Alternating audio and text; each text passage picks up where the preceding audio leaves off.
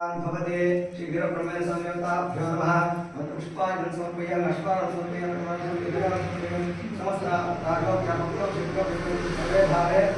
समर्पयामि ओम राजाधिराजाय प्रसय्यसायिने नमो वयं वै श्रवणाय कुर्महे वेङ्कटामाय नमः रामेश्वरो वै श्रवणो ददातु कुबेराय वै श्रवणाय महाराजाय नमः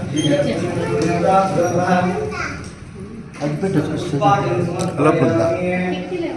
పెట్టు